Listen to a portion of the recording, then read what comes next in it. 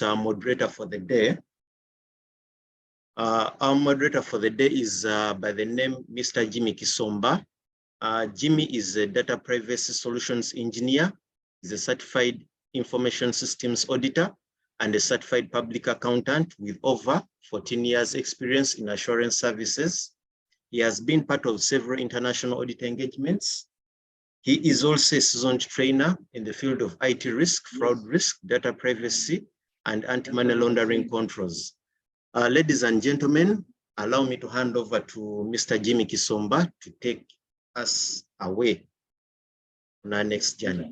Thank you very much. Thank Jimmy, you so much, John. please take on. Thank you so much, John. Maybe before we take away, it's important for us to commit this session with an opening prayer, and I will ask you to take that, then I'll be able to pick it up from there. Thanks. Okay, thank you very much, Jimmy. Let's pray. Loving and gracious Lord, we thank you for this day. We thank you for the gift of life. We thank you that we are meeting as members of ISACA Kampala chapter and our visitors that are joining in from wherever they are. We thank you for this knowledge sharing session, oh Lord Father. We pray that may you be in our midst, and may whatever is going to be discussed be to the glory and honor of your name, to bring us knowledge and understanding. We thank you, for in Jesus' name we've prayed and believed. Amen. Thank you, Jimmy. Thank you, John. Thank you, everyone. Wherever you're dialing into this call, it's a great pleasure to moderate this session. My name is Jimmy, as introduced, and mine today is simple. The program as displayed there, I wouldn't go through that, but we are here to discuss data privacy in the area of AI. And you may be aware that today data is the new gold or the new oil, that as we talk about it, without data, there isn't much that we can do. So I also take this opportunity to introduce our speaker today. It's difficult to go through Veronica's CV without feeling sometimes you have to catch your breath. But I will be able to summarize who Veronica is and usher us into this conversation. So Veronica is a director of ISACA International Board since 2021 to present. She's a board member, One in Tech Foundation, IT audit manager at KPMG. She has published different books that are selling on Amazon. She's a founder of Encrypt Africa. Veronica is an international keynote speaker. I'm sure many of you have been working the journey under ISACA and different professional bodies. You've gone through sessions where she has delivered knowledge across not just the region, but internationally. She's a data privacy solutions engineer. She's a host expert on Corner podcast. She's a global mentor. Interesting, she's also a runner. In the professional world, Veronica is a member of ISACA. She's a member of Women in Cybersecurity and a member of National Association of Corporate Directors. It's quite a heavy CV. If I were to go through Veronica's CV, probably that will become a major agenda. So once again, members on the call, we have about 44 participants today. Join me in welcoming Veronica. If you're really interested in looking at details of her CV and credential, I will refer you to her LinkedIn profile. That is really heavy in terms of that.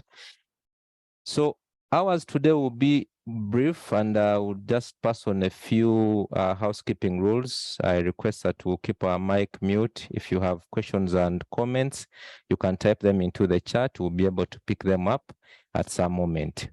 So once again, I welcome you to this session, and I will hand it over now to Veronica to take us away for the next couple of minutes until we go through our Q&A and the rest of the program. Thank you so much. Veronica, over to you. Thank you so much, Jimmy. I've enjoyed listening to you introducing me. I think we need to have a discussion of introducing me henceforth. But thank you so much. That was kind. And thanks to the ISACA Kampala chapter for inviting me for this event. Just to go back to Jimmy's words, he mentioned that data is a new oil, and there's no doubt about that. So without any further ado, allow me to share my screen.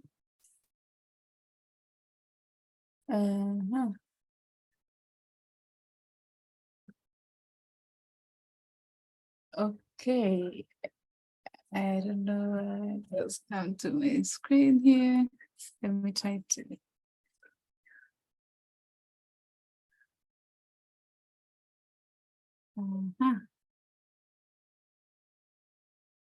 Trying to share my screen.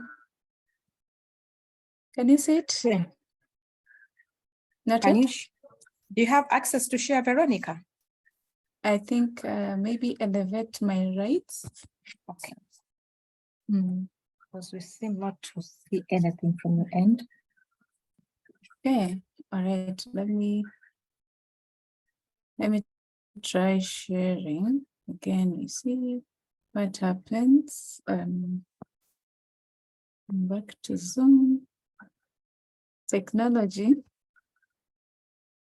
Let me try sharing here.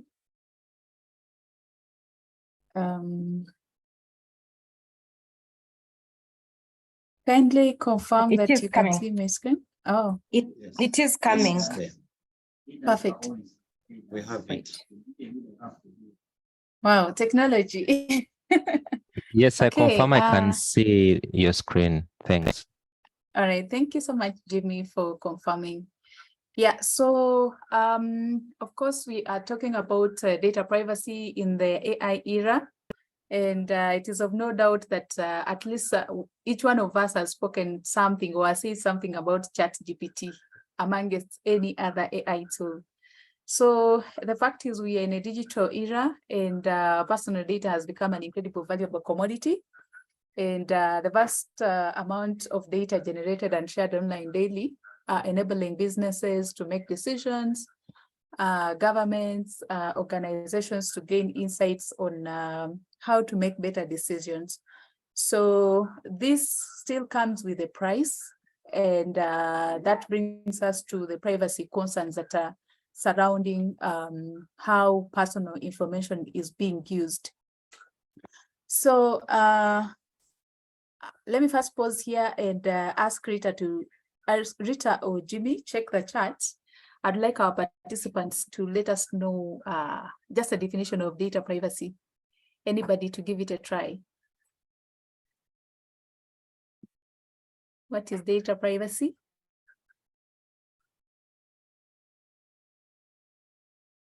Jimmy, do you have this process in the chat? Not yet. Oh, okay. Anyone wants to give it a try? Because we need to understand what we are going to discuss today.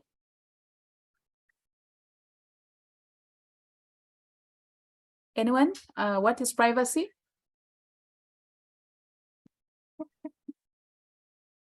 Or data privacy? Somebody to try? So we have some comments in there that chat is disabled. Maybe Rita could do something behind. Oh. Oh, sorry. Okay, we have some comments in there. Safeguarding from unauthorized use. That's from Chisinde Sharon. Thank you so much. Any other comments?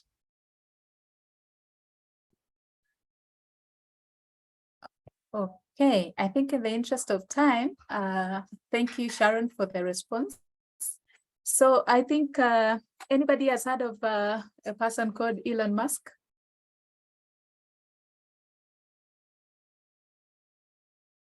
Anyone?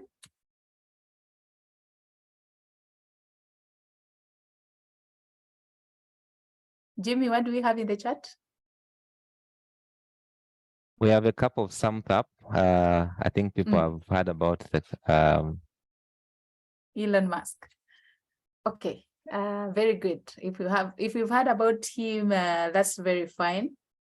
Yeah, so in March of 2023, this year, AI experts, including the OpenAI's founder, that is Elon Musk, co-founder, is not like the sole founder, but is a co-founder, and some other AI founders had to put an immediate pause on the creation of any further or any major generative AI tools for a maximum of 6 months. And this was aimed at allowing time for researchers to at least understand the risks that they pose and how to mitigate them.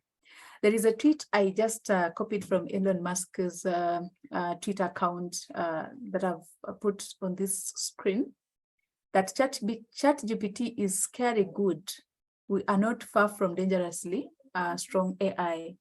So even the co-founders know that whatever they are building, it is, we don't know where it is gonna end up to. So that's why they had to come together and put a pause to this. But this has, of course, not stopped the development of other AI tools that we are seeing on ground. So there are quite a number of tools, AI tools on the market, but according to OpenAI, a vulnerability in the Redis open source library used by ChatGPT meant that some users were able to use titles from other active users in the chat history. They were able to use other people's information just to, to ensure that they get information that could be used in in developing their AI tools. So AI has a lot of negatives and as well as positives. So one of them has been the cyber attacks that we've been seeing lately.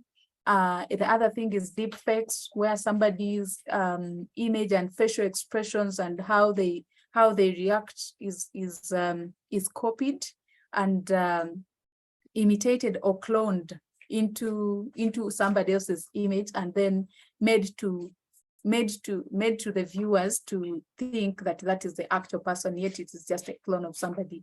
We've seen phishing attacks, we've seen social engineering and espionage being common lately. So there is an AI tool called Chaos GPT. I don't know if you've interacted with it before, but I went to the tweet for Chaos GPT. Yeah, Chaos GPT tweeted on April 13th and said that humans are so naive to think that they can stop me with their petty threats and countermeasures. You underestimate the power of superior intelligence and technology. I am here to stay, and I will achieve my goals no matter what. So this brings us to a question. Are AI tools, are they becoming our master, or should they be just our tools? Let me hear your thoughts in the chat. Should AI be our master or our tool? Jimmy, monitor the chat and see if we have a response there.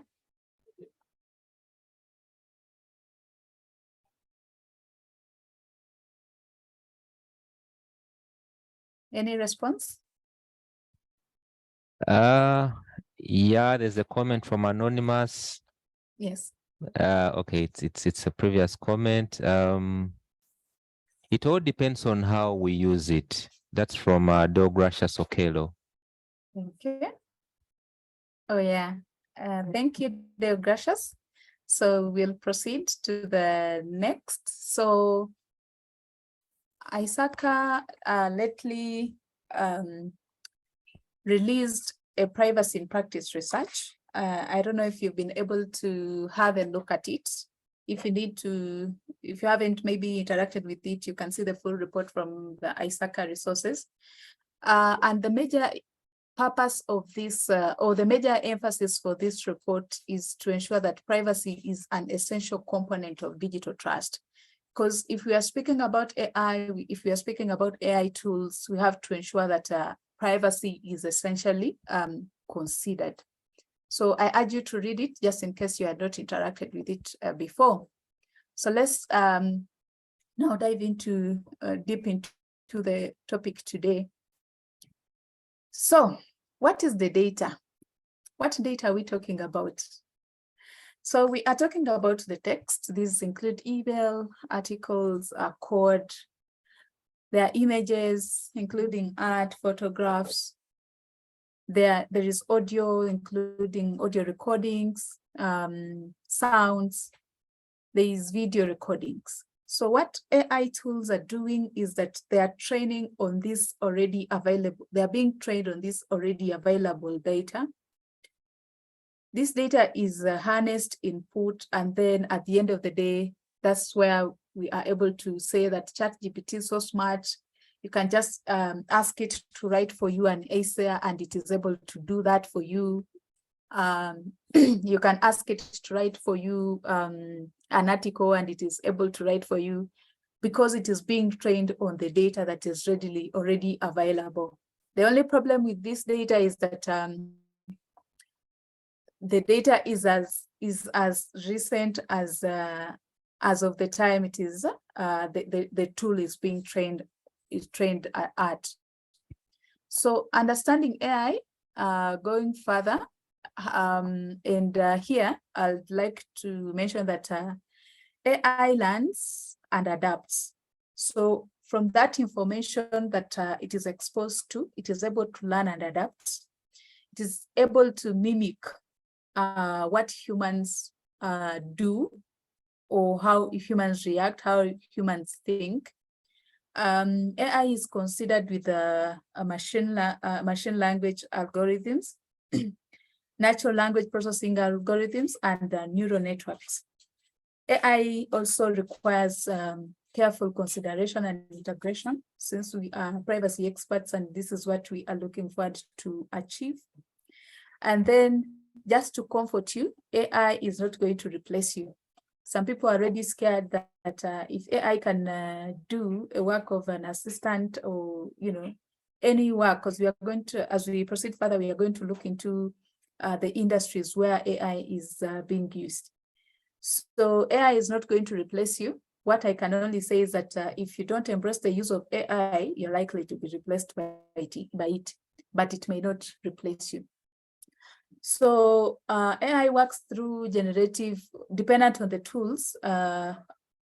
We have the intuitive and then the generative pre-trained transformer type of AI, which uses specialized algorithms to find patterns within data sequences. For example, ChatGPT uses the GPT-3 language model. I don't know if you've interacted with that. And neural network machine learning model. And also it uses the third generation of generative pre-trained transformer. So still ChatGPT also uses deep learning. It also leverages the neural networks. And also training begins with the generic data. Then when it harnesses the generic data, then moves to a more tailored data for a specific task that you ask it to do. For example, I've seen people doing research using ChatGPT. So it gets the data that was already readily available on the internet, and then it tailors it to what you are specifically asking it to do. So where does that take us, since everybody's talking about it? So AI is moving from just pure logic of intuition to imagining and designing something for you. If you've interacted with Siri, if you've interacted with Google Maps, that is already AI helping us find our way, or you ask it something and it is able to give you an answer. So we are moving from that type of passive to generative, where now you want a thesis to be written, and AI is able to imagine that probably this is what you wanted to come up with later, and it generates for you exactly what you have asked it to do, like the specific task you've asked it to do using complex algorithms. So AI presents a challenge here to privacy, first of all, of individuals, organizations, IP, personal data. And as privacy professionals, I think we need to think wide, not just the excitement of using the AI tools, but then what is the impact of these tools to us? So moving on, I have a quote here that goes, if we don't make good use of AI, we are missing a huge opportunity to leverage it, and that alone will subject us to staying in the digital nursery. Well, this is something we need to take seriously. Also putting into consideration the other ways AI is violating our data privacy. So why am I saying that? It is because AI has two sides of the coin. I'll call it a two-sided coin. And why? Because one face gleams with the promise of revolutionary innovations, enhancing our capabilities in numerous ways. But on the other side, it reveals the potential pitfalls, especially when it comes to privacy. So an example could be for ChatGPT, like the unprecedented rate of adoption of the ChatGPT or the generative AI tools in general. It highlights its transformative potential in reshaping our communication, how we are engaging today with the digitally centric world. But also remember, these tools are training on our personal data for them to be able to give us whatever command that we ask them to do. So I have another quote here. It is by Eliezer. Eliezer is an artificial intelligence theorist. He said that by far, the greatest danger of artificial intelligence is that people conclude too early that they understand it. As we speak of now, even the AI co-founders and the people who are dealing with these systems to ensure that we have refined tools, I am not sure if they also understand where AI is taking us. But this is from Eliezer. So moving on, these are some of the common tools that common AI tools. And I would like to pause here and ask GB to check in the chat to see if somebody can tell us some of the tools they have used, or has anybody interacted with any AI tool lately? Or among these, which one have you interacted with? Just feel free to type in the chat to let us know which tool maybe you're familiar with or the one you've worked with before, just to know where you are. Probably you're in the advanced, the GPT-3 and the rest.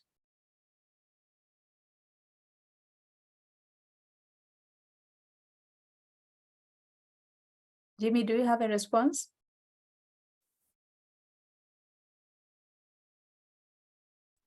Yeah, we have a response from some of the ChatGPT, Mid-Journey. We have comments from Nicholas, Dream Studio to generate images from text. Wow. We have Sharon, not any. Yeah, it's a mix of responses. Yeah, but I think most common is being ChatGPT. Okay. Thank you, Jimmy, and thanks, audience, for this. At least I'm sure I'm interacting with people who have dealt with some tools here. And ChatGPT, the most common one, it uses deep learning. And ChatGPT is also a subset of machine learning. It uses human-like text through the neural networks like that I mentioned earlier to ensure that it tailors for you what you are looking for if you share through that command. So going back to privacy, how is AI affecting our privacy? And why should we care? So essentially, it has three prolonged issues. One is surveillance. The other one is data analytics. The other, most commonly known, is targeted advertising. Here is an example. Let me say, if you lost your phone today, The next ad you're going to see when you open your computer, you're going to see new phones, new released phones, new models of phones that have come up. Or in case probably you feel hungry, the next ad you're going to see, it is Bolt Food, Uber Eats. Why do you think that happens? It is not magic that this just happens out of the blue. Of course, our data is being collected. These online ads are able to, the tools are able to accurately design an ad for you at that particular moment that you need. I don't know if there is anybody who has experienced that, where you talk about something and the next ads you see, they're just related to something you mentioned, and you're like, okay, how is this related? So that is AI at work, okay? Then there is an element of surveillance. So the arrival of AI has fundamentally reshaped the landscape of surveillance, making it far-fetching and intrusive. It is no longer a case of Big Brother is watching me. We are now dealing with an entire assembly of AI systems, keeping tabs of every action that we take. Let me just give an example. Sometimes there are some phones, if you had put it on the side and you are not using it, maybe for a span of 5 minutes, you'll see the phone either making a sound or a notification or something to alert you that you need to touch it.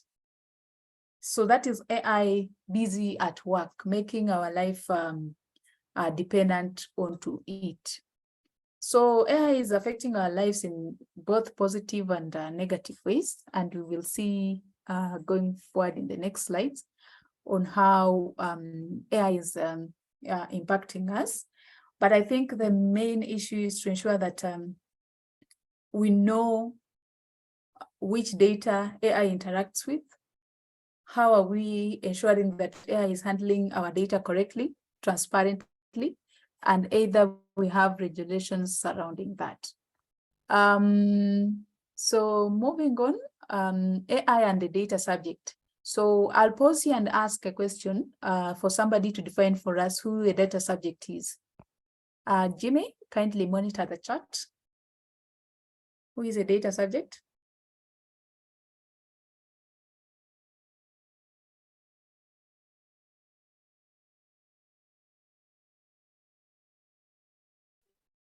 No comments yet. I hope I'll have some comments. Okay. All right. As we wait for the comments, I can just take you through just on the basics of privacy. Veronica, a few comments here. Nicholas Wani, the person whose data is being used in the system of AI, that's a comment. An individual being used to come up with data. That's from Deogracias Okelo. Thank you for that. Any natural person, name quite a bit hard. Yeah, so we have some comments. I think people are aware of who a data subject is. Thank you so much for the comments. Thanks. Perfect. Thank you so much, Jimmy, for that. And thanks to the audience. So a data subject is you and me, the person whose data is being used to come up with whichever decisions, whichever data, whichever information that the tools are able to generate for us. So we are the subject for all this. The controller here just determines the purpose and the means. The processor just processes on behalf of the controller. But at the end of the day, the data subject is the key person in the generation of all this data. So AI is dependent on our data. You can see the virtual assistants I've mentioned about Siri on our smartphones, Google Assistant. You ask Google, I don't know the meaning of this, and Google is just there to tell you. So AI is continuing to be present everywhere in every aspect of our lives. Let's just say now, this is the age of AI. We can't deny that. So the flip side of this is that this interdependency, while offering unmatched conveniences, also means AI knows more about us than ever. The question here to pose is that how much of our personal lives we want to trade for convenience.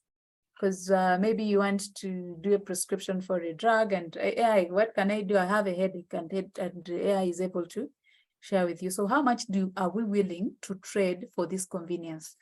I leave that question to the audience, and let's proceed. So AI, I'm going to take you through the several aspects where AI is impacting us both positively and negatively. So I'll be sharing with you the positive and then the negative aspect of it in that area. So AI and the social impact. So the influence of AI stretches much further than just the individual and resonating throughout society at a micro level. The flip side of this one is that the risk of amplifying bias is real. And if, remember, garbage in is garbage out. If AI is trained on biased data already, what do you expect to be the output? So there is that delicate balance that we really need to navigate around that. Then AI in the workplace. Like I mentioned to you, AI is not going to replace you. But if you choose not to use AI, AI is likely to take your job. I'm sure some people are already scared that if AI can do this, then I don't know how I'm going to survive in my job or in my role.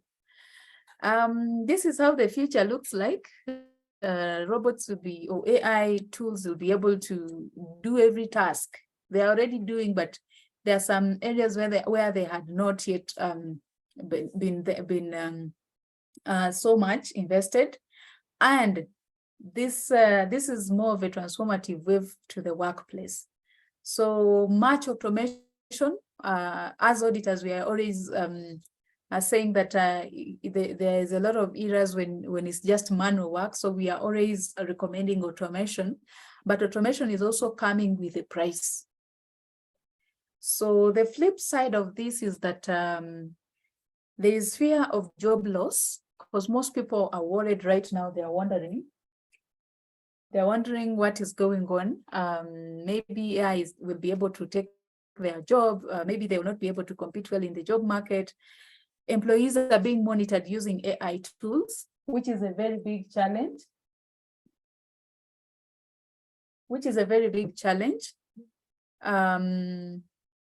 Then also leading to greater unemployment, because if automation is done and that role had been done manually, of course, they may not need your services going forward.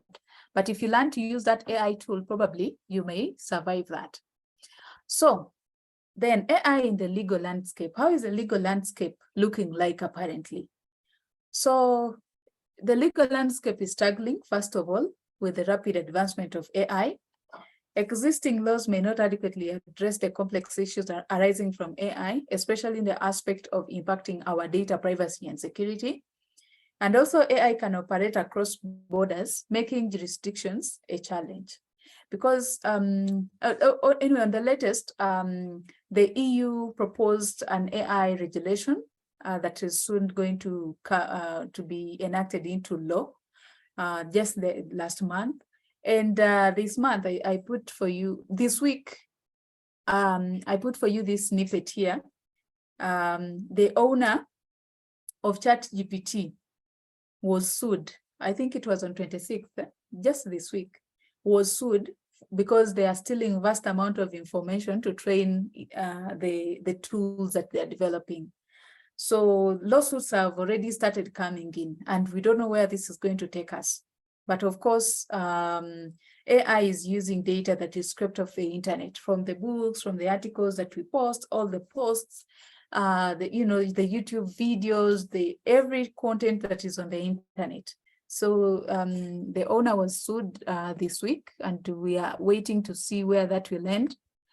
So the AI regulations that are being proposed, probably, let's not forget that the EU, the GDPR in 2018 had been set up to set a global standard on how we interact with people's data, or this data subject is data.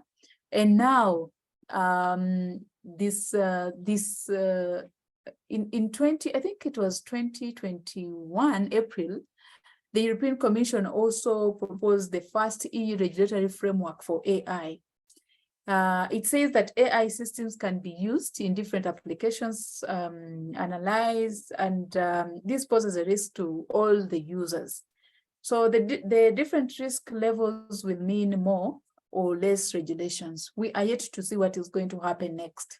So once that law is approved, especially the EU AI Act, once it is approved, maybe these will be the first world rules for AI. We don't know what will happen, but probably it is something that is going to come to pass. And then we have other institutions have guidances that are guiding how they handle people's data, especially when they're using AI tools. And then I think, which country was it? Was it France that that had to put a stop? Italy or France, I need to be specific, that put a pause on the use of AI because they didn't know how much data is being used.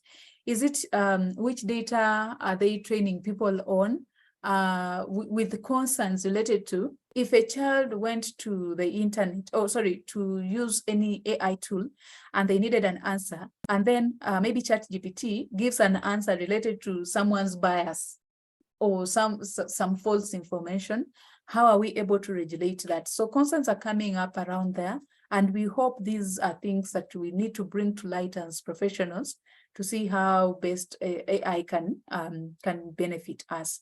There are also self-regulations, for example, the NIST, the AI risk framework, and other frameworks. The private sector like Google and Meta and other private sector have come up with their own self-regulations on how they use AI, but still we really need a standardized, a global standard to determine the extent of how AI is positively affecting or negatively affecting human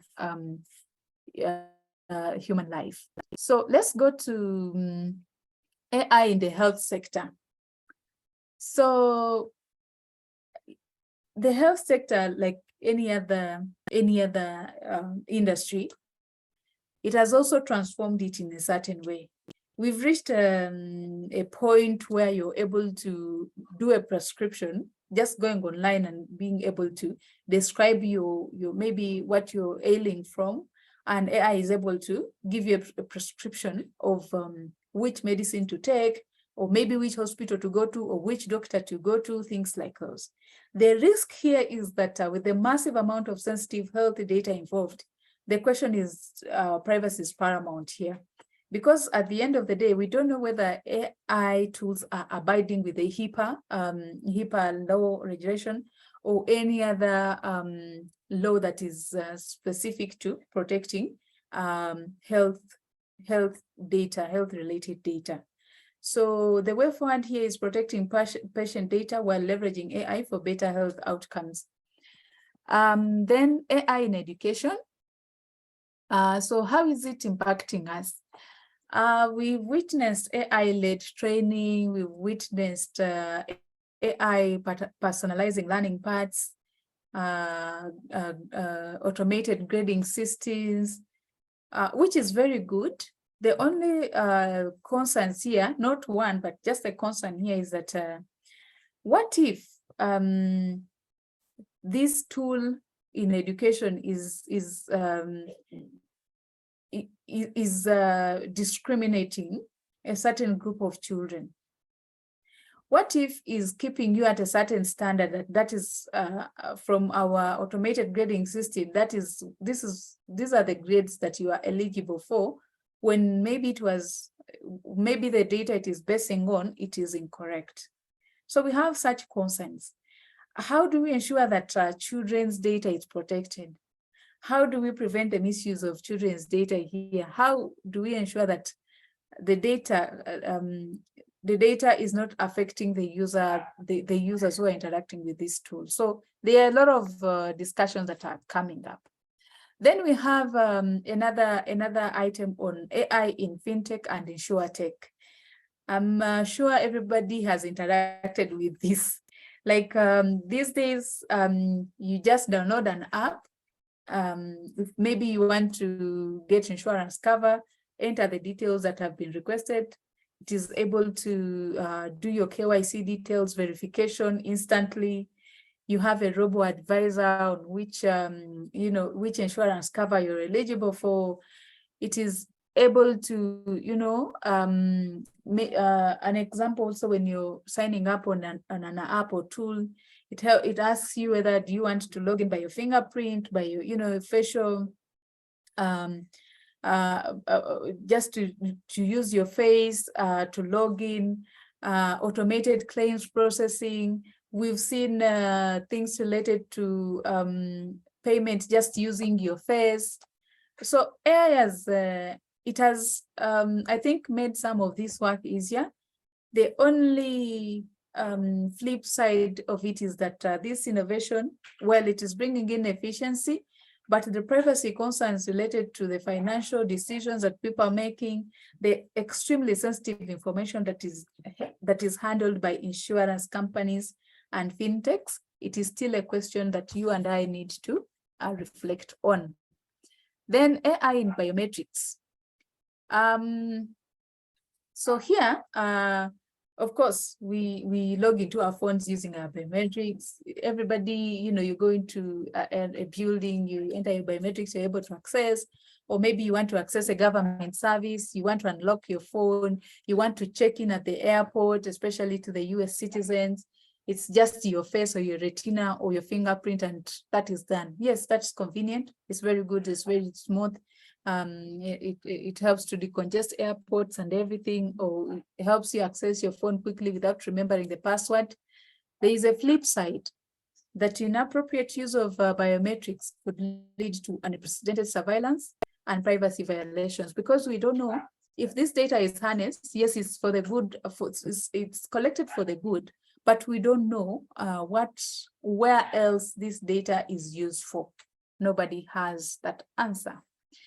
Then yesterday, as I was preparing this presentation, I just noticed that actually I was coming up with a post to post on LinkedIn, and I saw in my editor on my blogs, AI is asking me to edit with AI, and I was like, oh wow. So being an author, I got worried, and I was like, okay, if AI can edit for me an article, so what else am I left to write? So this is a question for you and me.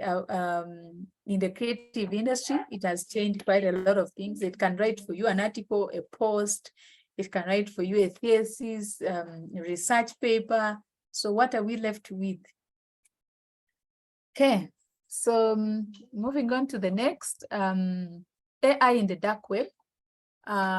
If you've interacted with the dark web before, whatever happens there, it's it's a lot. Of course, stolen credentials, bad actors, and so many things. The dark web is a hotbed for illicit activities. That there's no doubt about that. The beautiful thing about this is that researchers have now developed something we call the dark bat. And this is an AI model that aims to illuminate the hidden intricacies of the digital underworld. So it is helping us, at least AI in this arena, it is in this aspect, it is helping us at least to counter the bad actors and whatever they are planning to do. At least it is helping us to unveil that. So researchers have embarked on developing the AI tool called DarkBat to at least combat the activities that are done in the dark web. Moving on, we have AI in the smart cities.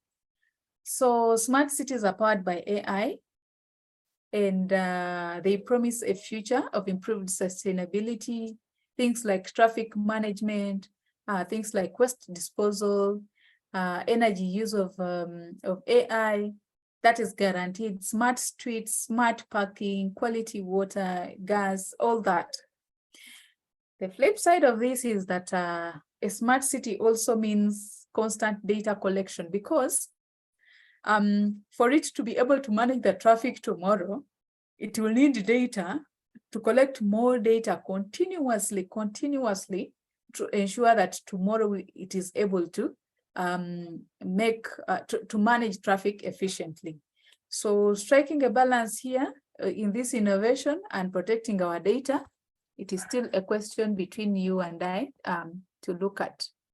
So AI in democracy, I think you've had instances where maybe the election was rigged, maybe the feeds in a certain country during the election, they only see a particular party's feeds. I don't know if you've experienced such things, but AI's influence on democracy is another crucial topic that we need to really be careful as we come up with these AI tools, and also coming up with the regulations related to that. So we have seen AI algorithms that spread misinformation. We've seen propaganda during elections period. We've seen you only see adverts for only a particular party towards the election period. So these are some of the flip sides of AI in the democracy of our respective countries. And then AI in credit scoring. I'll give an example here in Kenya. Probably it is also happening there. We have credit reference bureaus where for you to get a credit facility, your profile must have been analyzed to be eligible for a loan or a facility or a mortgage, things like that. So AI is, of course, doing that to ensure that you're eligible to such. Now, the flip side is, it could be a good or bad, is that in just credit scoring only, AI plays a role in deciding what employment benefits someone should get. Through credit scoring, AI can tell that this is where maybe this is a place where maybe thieves can be. It's not a secure place. So if you're considering relocating to live there, probably be careful that the people there don't have money, or maybe they're not that wealthy. There is a lot that is unveiled in just analyzing somebody's credit score. What are your mortgage rates? What are you eligible for? And then the other also risky bit of it is that if this data is handled by other people, maybe who do the advertisements, you'll see that low rate mortgages are only advertised to a particular group of people, and then high rate mortgages are also advertised to specific kind of people. So we need to find a way of ensuring that we uphold fundamental rights standards when using AI. Then the other thing is AI in our environment. I'll pause here and ask a question. Jimmy, check the chat. Do you think AI can save the planet?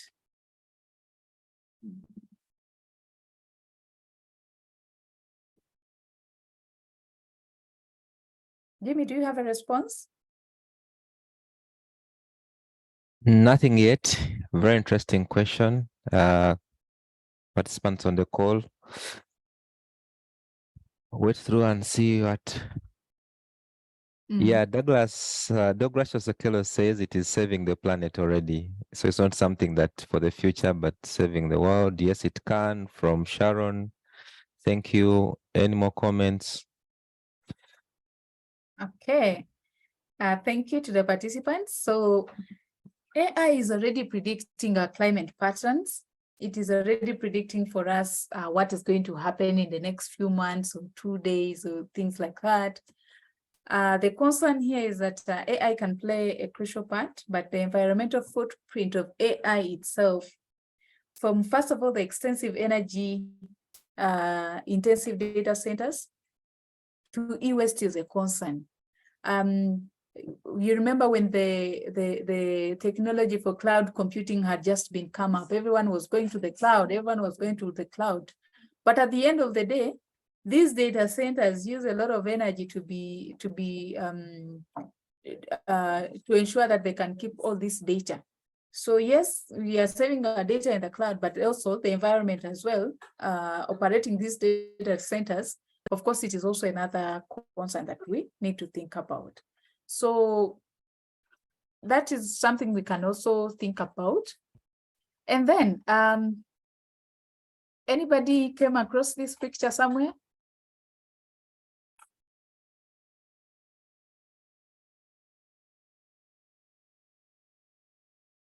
Has anybody seen this photo anywhere? So We have a few reactions, thumbs up. I think people have seen this before. Okay, thanks, Jimmy. So AI, yes, it is bringing in a lot of innovations, a lot of excitement to use this tool to be able to generate this and that. But there is a moral dimension of AI that we really need to address.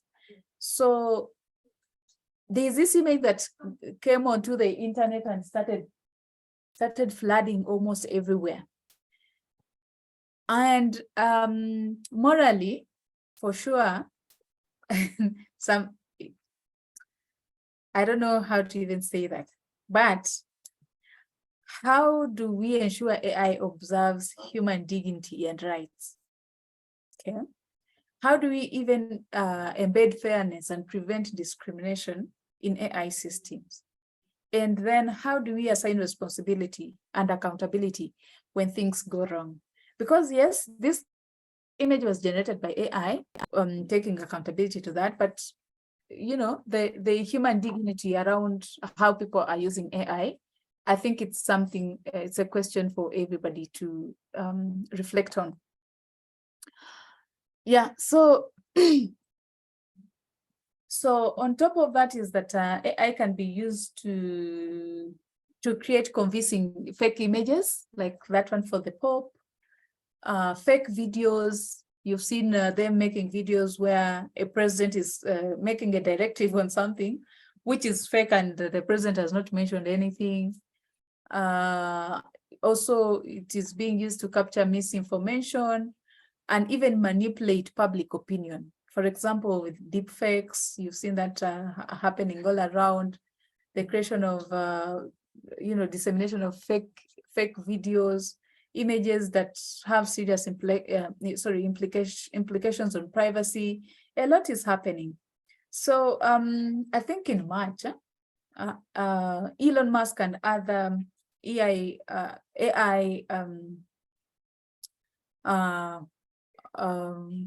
Elon Musk and other researchers came up and had to put a pause on how they were massively developing AI tools.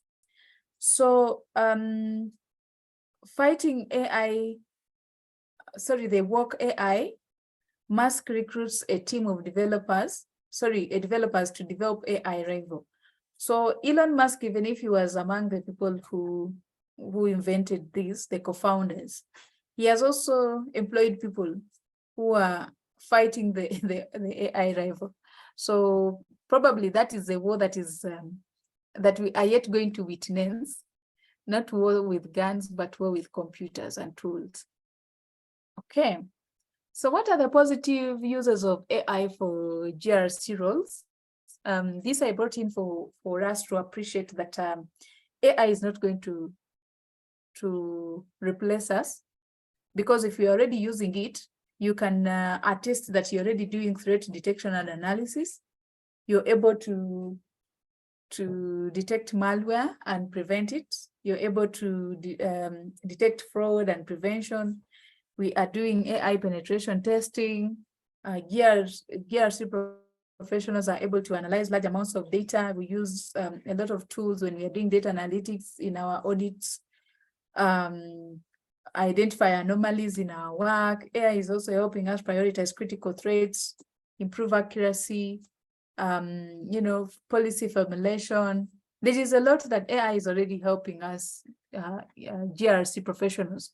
So the thing that we need to do here is to ensure that we leverage the use of AI tools so that they don't have to take our jobs away. So what is the future of AI?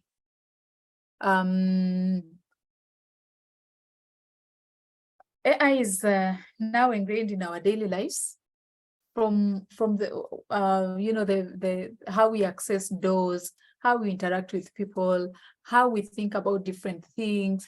Like AI is almost everywhere.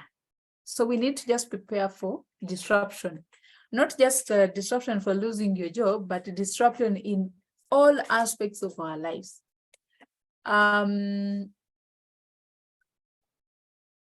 We need also to remember that immense power necessitates immense responsibility. So if we choose to give AI a lot of power, of course, we will be responsible for everything that comes out of that. So what is the way forward? So there is no doubt that the future of AI stirs anticipation. Yet it also calls for careful steps. And as we traverse this digital terrain, it is crucial that we cultivate open conversations about the ethical facets of AI and make collective choices about the nature of our digital destiny. So with the positives and the negatives, we need now to strike a balance between the remarkable advantages of AI and the tangible risks it poses, and see the way forward on how we are going to ensure transparency, we are going to ensure alertness, ensuring the steadfast dedication to privacy. We need to navigate towards the future as we leverage the AI tools. So here we need to ensure a continuous conversation surrounding AI's ethical ramifications. We need to advocate for openness. We need to nurture a sense of accountability among those who are developing AI. Let's not just embrace a tool, but not ensuring accountability to those.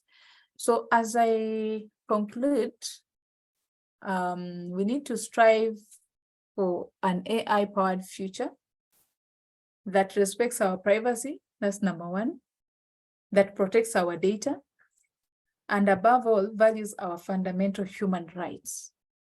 So the AI journey has just begun, and we are all together in this.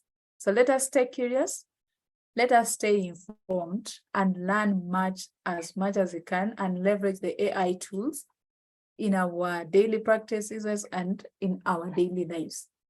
So let me pause here and ask a question. What if all this presentation had been presented to you by an AI tool, not Veronica? How do you prove that? Jimmy, over to you. Thank you for listening to me. Thank you so much, Veronica. It's been about 15 minutes of listening to what really is in our daily life, but also most important to us as professionals, how we then strike a balance. Thank you so much for such a very detailed and very insightful presentation. I'll now go through questions. I think I have one question from the audience, but also I need you to comment on two aspects. Number one, how do we balance the AI tools and the key principle on privacy on minimality? Because for AI to work, you realize that the amount of data that's collected from data subjects is quite very huge. I also ask you to comment about the role of data controllers in respect to data that they collect, and how this may end up into AI tools. The other last question I pick because one of the participants asked how then we strike a balance between, or who controls the data that is being used to come up with these decisions. We also have a question from Nicholas Wani. How can AI be used to enhance data privacy? Are there examples on this? So we've talked about the flip side and how now we can be able to strike a balance between what AI would do for us in our daily lives, but also being able to strike a balance. Also flip the side and say, how do we use AI to ensure that we enhance privacy in our operations? So those are the three aspects I want you to comment about. I encourage participants to push in a few more questions and comments. We have about another 10 minutes or so to respond to that. Over to you, Veronica. Okay, thank you so much, Jimmy, for those questions. Yes, so as privacy professionals, number one, I'll take us back to the EU's GDPR law that was passed in 2018, which has actually brought us a tsunami of data privacy acts in different regions. I'm sure Uganda enacted their Data Privacy Act in 2019, right? Yes, February 2019. Yeah, thank you. That's accurate. Yeah, so different countries have also enacted these laws, and this was purposely to ensure data privacy protection. And you've seen organizations, government agencies, let's say like is it NITA Uganda? Is it NITA? NITA Uganda, but to be specific, it's a Personal Data Protection Office, PDPO, Yes. that regulates personal data in Uganda. Thank you so much. Thank you so much. So the one in Uganda is called the Office of the Data Privacy Commissioner. So different different government agencies have come up with even establishing of offices, creating awareness of which data, who is data privacy, who is the data subject, who is the data controller, what are the requirements of the data controller, what are the obligations of the data processor, what are the rights of the data subject in all this. And all this is aimed at ensuring that we are protecting our privacy. But now when it comes to the use of AI as well, remember AI's data, we are contributing this data cautiously and subconsciously. That is number one. So even an element of us determining consent of which data AI should use and not, it is still a challenge. That is why you've seen countries like Brazil. I remember in the late September of 2021, Brazil's Congress passed a bill that creates a legal framework for artificial intelligence. The EU has also come up with a framework for AI. So remember, development of these AI tools is very rapid. And a regulation that was enacted, let's say yesterday, if tools are released in the next 1 month and they're leveraging different kinds of data, of course, that regulation, may either need to be revised, which takes time, because by the time a bill becomes into law, it takes a lot of time, it takes a lot of input. So those are the challenges actually, as I was speaking, those are the challenges that we are facing as professionals, as regulators, as the data owners. So the element of transparency of how your data is used, it is still a question.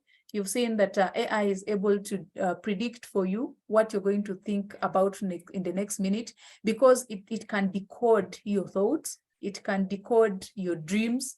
If you wear a smartwatch, you can tell that just sleeping with the smartwatch, the following day, it has analyzed for you data, how much you slept, everything about all that.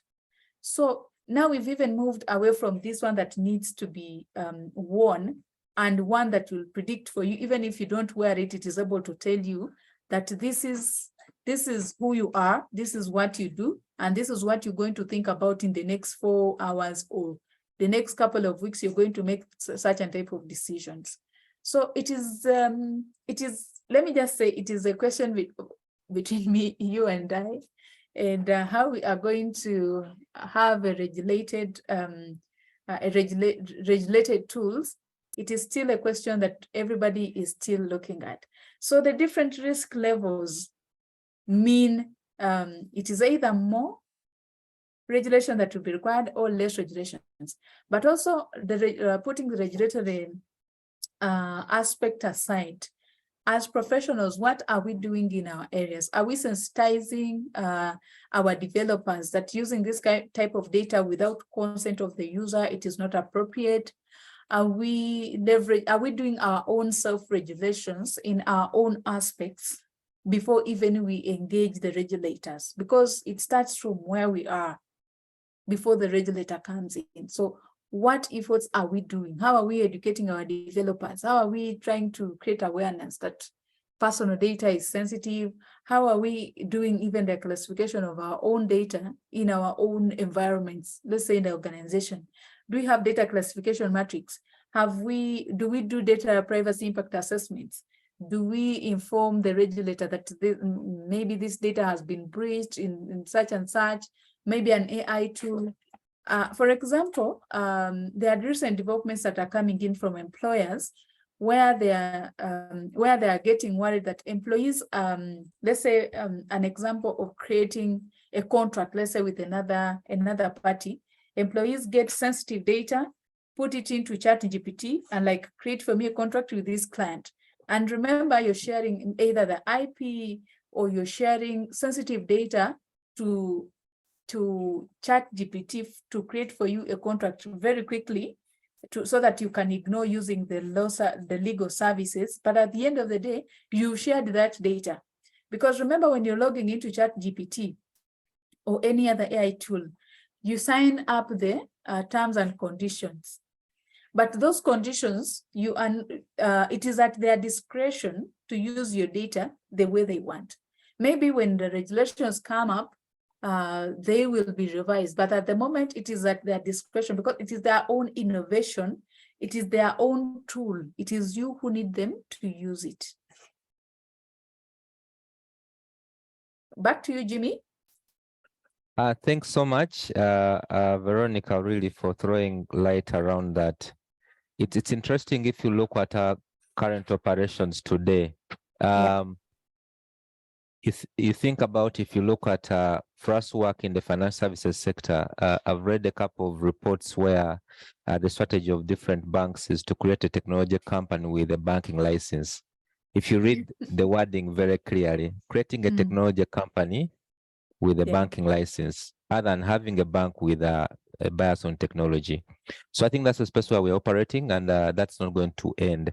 So there are just one comment and the other question. Deogracia Sokelo comments, I love the slides. Did you use AI for that? Interesting. A comment or question from Alinda Anthony. I'm quite certain that you have visibility of the level of digitization in the region, that's across the East African region. My question is any of these countries ready for AI? That's one, either public or private sector. And do you think the jurisdictional interventions on data privacy will stand the test of the evolution? Interesting. If you look at the speed of regulations, will they stand the test of time in terms of the evolution of these tools and how they're being rolled out? Thanks. Maybe throw some light on that. Thank you so much. So the test of time, I think we can look at how we've adopted the GDPR Act. In some parts of the world, it has not been even implemented. In some other parts of the world, it's still under discussion.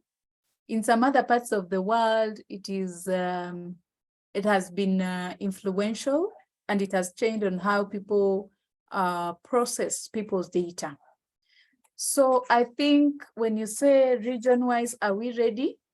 I think we just have to get ready because AI is with us already. Like literally most of the decisions that we are making, the systems are making for us are inspired by or influenced by the AI tools that are embedded there. Are we ready? We should be. Are we going to counter this? That is a question I leave for everybody, because even the researchers, the AI researchers, the core developers also still say that they don't understand AI already, but they are developing it. So that leaves us somewhere. It's something that we just have to reflect on, because technologies are coming. You've seen how we adopted the cloud computing technology. You saw how we adopted machine learning, which we are still doing. You saw how we've adopted virtual reality. So it is here with us. AI is here with us. We just have to learn how to live with it. And also not to stay in the digital nursery, like I mentioned earlier. Over to you, Jimmy. Thanks, Veronica. I think just also throw some light in the region. If you look at privacy laws that have been enacted, I think Uganda, one of the lead, February 2019, Kenya coming in November 2019, Tanzania since enacted their law, I think last year or so, also Rwanda. But we also have some areas where we have, if you're looking at the East African region, South Sudan, nothing is happening there yet. We don't have any visibility of what is happening in Burundi. So we still have some areas where we need regulations to come through. And you see that if you look at how data is moving through, if you look at the regional banks across and other tech and fintechs across the region, data is moving at a speed that no one can ever envisage. So I think it's a journey. We're yet to see how the interesting interaction between the regulations and the development of this tool will actually be able to take shape of our future. Just one comment from Andrew, AI and the role of information systems auditor. I think Veronica did throw light on this, how we can be able to keep up and not to think about AI taking our jobs. It's exactly 15 minutes past 8. And if you look at our program, this is a time we're supposed to answer questions. And once again, many thanks to you, Veronica, for not just delivering this training, but also keeping time. Right now, I'll hand over to John to carry us through the next couple of remaining items for us to be able to close. Thank you so much for keeping up. We have over 70 attendants at the moment, and I hope people will stay on for the remaining items. Thanks. Over to you, John. Yes, thank you very much, Veronica, for doing justice to the topic. And thank you, Jimmy, for moderating the session. There are just a few things I've taken note of throughout the whole presentation, just to bring them to your attention. One, I've come to understand that AI is a two-sided coin. The other side, one of the sides of the coin is a promise of evolution for innovation, and the other side is a pitfall concerning privacy. Then two, there is that quote where Veronica said the greatest danger of AI is that people conclude too early that they understand it. I think that comes by the fact that a number of people have interacted with the ChatGPT and they think they understand AI, which I believe is a wrong thinking at the moment, because there is a lot that is going on in the background that we are not even aware of concerning AI. Thank you very much for that reminder. Then three, there is that comfort that you've thrown out, and I believe a number of members have taken note of it, that AI is not replacing you at work. And I believe that is where most people are getting worried about AI. And it's upon us to see how best we can use AI to become better instead of trying to throw it through the window, because as I talk, it is with us and it is here to stay. So thank you very much, Rose, for that great insight on AI. And I just request that any other time we call upon you to come and give us a session, probably on another topic, please kindly accept our invitation, just like you did this time. I'm going to move on to the next, which is the announcements. Members, I would love to bring to your attention that we shall have 2 CPD sessions for the month of July. The first will be on 13th July, and that will be developing a professional personal brand by Miss Deborah Kakande, the head of HR at ICEA. And we shall have another one on 28th July, which will be under the theme Threat Intelligence and Information Sharing, exploring exploiting its role in enhancing cyber resilience, by Mr. Kenneth Palliam. I'm so glad to announce that Mr. Kenneth Palliam is on the call tonight. Thank you very much, Palliam, for for sparing some of your time to attend this session. We shall be gladly waiting for you. Members, I would also love to bring to your attention that our 12th annual East Africa Information Security Conference will be held between 27th to 29th September at Speak Resort Munyonyo. Kindly plan accordingly to attend. And for more information, we shall be communicating in due course on all our communications channels. For the 2 CPD sessions, we're sending out information soon, probably starting fast. So kindly watch out the space and register so that we can get to learn and grow together. Thank you very much. At this moment, allow me to call upon Ms. Rita Obusinje to take over the remaining part of the session. Thank you very much. Thank you very much, Jimmy. Thank you very much, John. Veronica, we are grateful. Thank you for the insightful presentation. We're looking forward to seeing you more and more at ISACA Kampala chapter. I don't want to comment. I'll leave the rest for the president to comment, but the presentation was very insightful. Thank you very much. Our moderator, thank you very much. Our programs coordinator, thank you very well. Thank you very much for bringing this and for pulling this off. We want to recognize the presence of our dear directors who are on the call. We have the Vice President, that's Mr. Morris Tarema. Thank you very much for being with us. Mr. Joseph Lubega, the Membership Director. Gilbert Bagole, the Communications Director. Thank you very much for being with us. Emily Maymara, the Marketing Director. Thank you. Bernard Arinaitre, the Marketing and Comms Committee member. We have Barbara Wabwile, the She Leads Tech member. Samarika Chivale, she's a She Leads Tech Committee member. We have Chisinde Shalom, the Education Committee member. We also have Kenneth Paliam, the South Africa Chapter President. Thank you very much for joining us.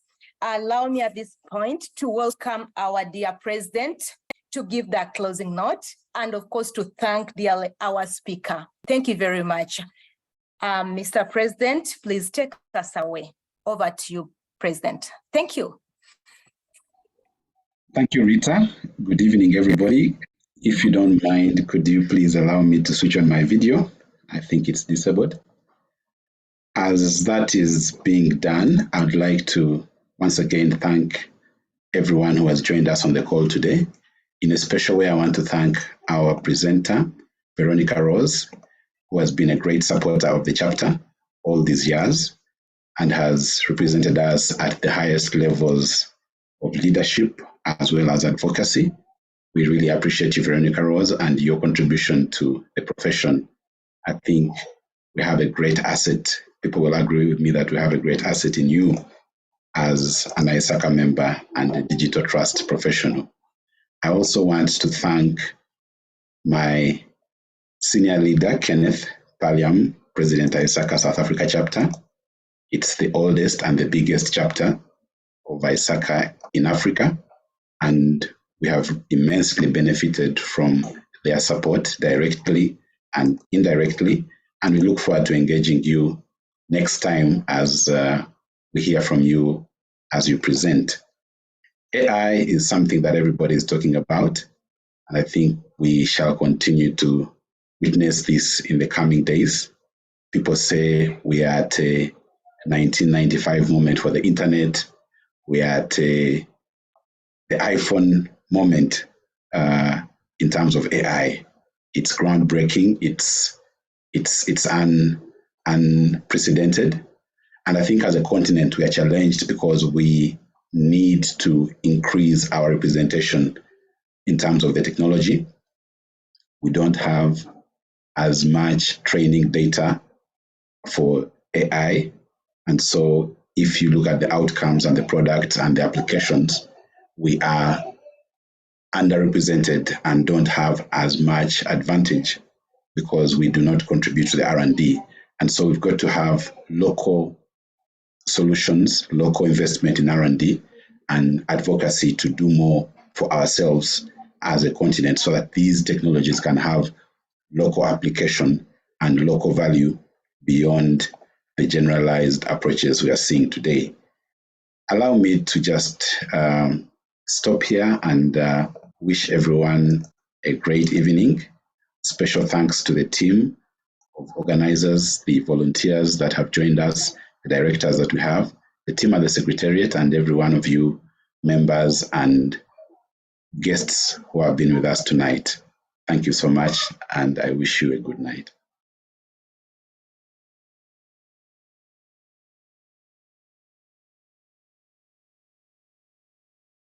Thank you. Thank you, members. And have a good night. Good night. Thanks, everyone. Have a good night.